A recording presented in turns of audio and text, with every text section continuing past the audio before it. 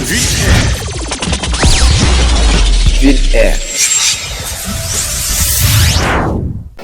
Assalamu alaikum wa rahmatullahi ta'ala wa barakatuhu. Bandiraɓe julɓe,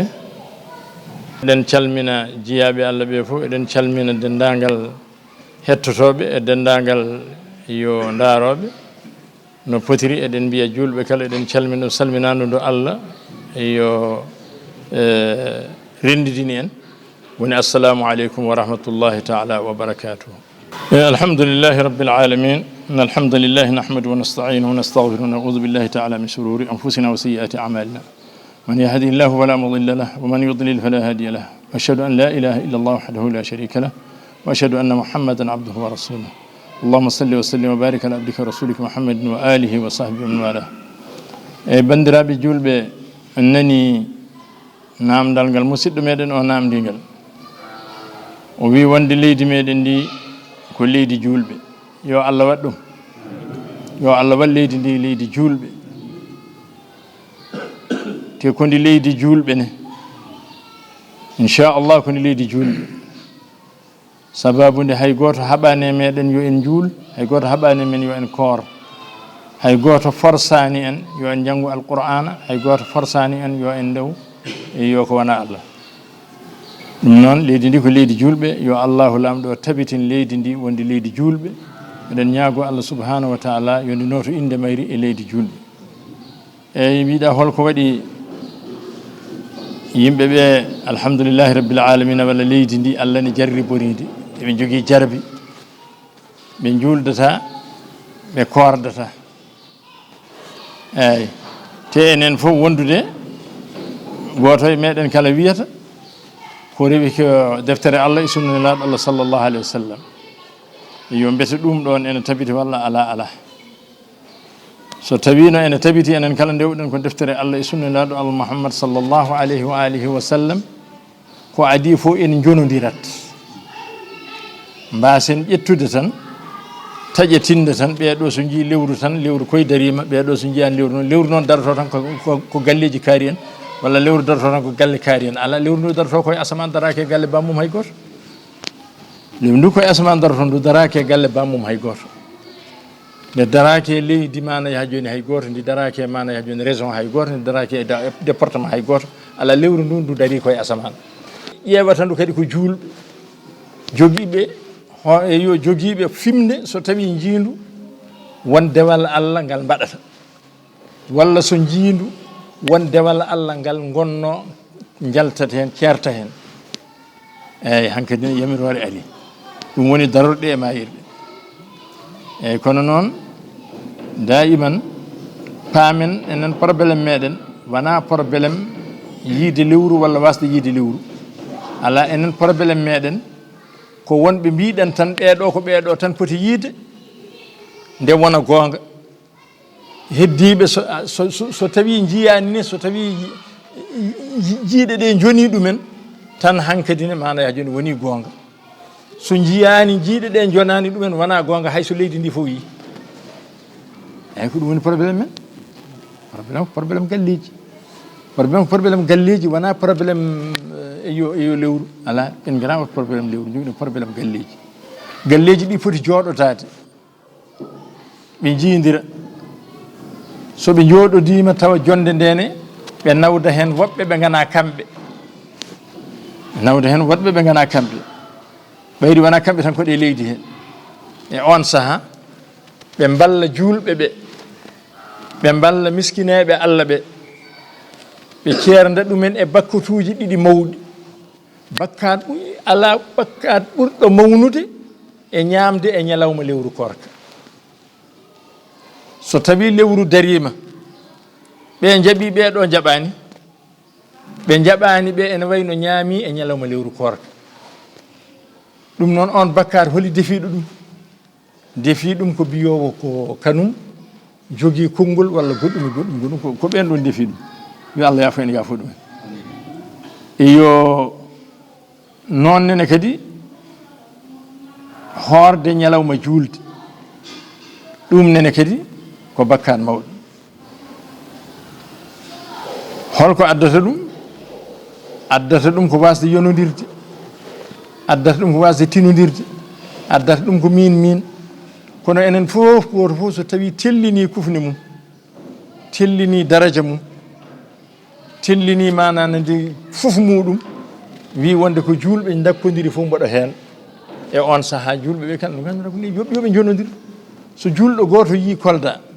dendagal julɓe Sénégal fof yo jone so julɗo goto mana yaha joni yi Kanel julɓe fof yo jone so julɗo goto yi Tiwawon julɓe fof yo jone julɗo goto so yi Touba julɓe fof yo jone ko ɗum ɗo tan woni ko ittata hen e ɗum ɗo hen ko yonodirde eyyi wonno probléme amen yo wonno probléme meɗen e commission ko commission wino ko kanum ƴewata tan ko e nder leydi he so tawi leydi ndi yiyani kanum e yo horata juulata joni noon tawi hanki tan mo woɗɗani no feewi nde tubakoɓe laami en eɗen mbiya joni lewru yiyama Souda e on saaha meali ala ni wiyete ko Souda lewru yiyama Souda tan Sénégal juulat Guinée juulat Mauritanie juulat eyyo Afrique leste fof juulat eyyi kono noon so tawi en dabɓiɗini tan jiiɗe meɗen tan ɗo henna e Sénégal jaafoɗon leydi ndi gonduɗa wonani hay weddande jambere en mbi wonde yo en ƴettu den diine meɗen pawen ɗo henna tan tawa yo lewru meɗen daroɗe e mayirɗe ɗum ɗon ko jumre mawne yo Allah fewnu en fewna julɗo kam eyyi ɗum ɗon ene jeeya ko haɗi en juldude ɗum ene jeeya ko haɗi en hordude pour julden noon korden ko jonodiren tan ko ɗum tan so tawi rafi andama e yo ko safrata ɗum ko yo safra tan eyyi heddi noon ko laamu e hoore muɗum wi wonde goto kala yo rew ko yiɗi goto fof kala ko yi ene hooli en yo rew ɗum so tawi no joni kiiɗo lekki ko joni mi wino wonde kiiɗo hen lekki ko lekkam kala mo ganduɗa joguiɗo haaju so ari hen ma humtade haaju mum mi ari mi juurimamaki mi noddi yimɓe fof yo ngar mawninanmi lekkam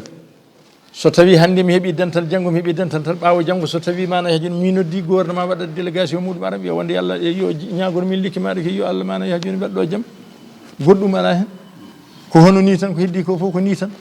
eyyi ko asma'un sammaytumuha antum wa aba'ukum tan ma anzalallahu bihi min sultan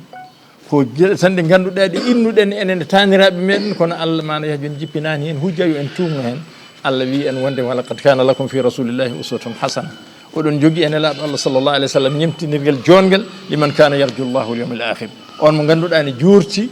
e yo hawrude ɗum e Allah subhanahu wa taala daro banggue mum ñaamo woni toon ko golle muɗum moƴƴe galle muɗum e yo banggue mum noon woni toon golle muɗum bonɗe yeeso muɗum woni toon ko joomum turjaman ala hakkude mabɓe jortiɗo ɗon ene jorti ñalawma darga golle makko moƴƴene peese so tawi mana yaha joni golle moƴƴe ɗe ɓuuri o yaha aljanna so golle bonɗe ɗe mana yaha joni ɓuuri o yaha jeygue so Allah yafaki mum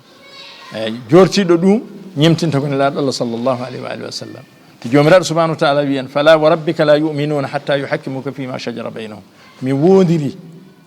fala wa rabbika mi wondiri joome an Mouhammad la yuminuna ɓe gonɗinta soɓe gonɗinini mi yoɓataɓe e iman mabɓe o hatta yuhakkimuka haaɓe ñawnuma fima shajara baynahum kala ko wawi jolde hakkude mabɓe haɓe ñawnuma ɓe mbanma ñawowo kala ko jori hakkude mabɓe fima shajara baynahum eyyi summa la yajidu harajan mimma qadayta so tawi a ñaawi a haljiti kadi kamɓe fof ɓe beltoto hen hay goto mana yajun ñagota ko dappel hay goto watta conteste enen fof en jaɓat so ñaawi kanko nelaɗo Allah sallallahu alaihi wasallam eyyi wala yajidu harajan fima qadayta wa yusallimu tasliman ɗum ne ɓe jebbilo e jebbilagol tawa ɓe ñagota ko dappel kala mon ganduɗa mo nelaɗo ñaawi ñaagui dappel yalti l'islam eyyi ɗum noon so tawi en gonɗini ɗum kala enen kala eɗen jangga ɗum te ko laata ko deftere meɗen nde jomiraɗo subhanahu wa taala arzuɓini en te o rokki en hen sens mawɗo holɗum hay annabi goto ummaki ɗo e aduna tawi ene totta deftere nde leñol makko ne janguira no annabi jippinirno e no maleyka jippinirno e annabi mabɓe ni hay deftere wotere ala nden ɗon deftere so wona deftere meɗen alqur'ana enen tan dañi on ɗon sens ɗum noon ko enen ponno hadde handude yo nandirde ko enen ponno mana yaha joni wonde gotum enen ponno yiɗodirde enen ponno holodirde ko enen ponno mana yaha joni goto kala jagga e goɗɗo on mbayno mana yaha joni yo no ndiɗo maadi ni tuufere fawi tuufere nde maadi ndi daña so tawi tuufere wonde less nde wi wonde hay wotere fawta koye mum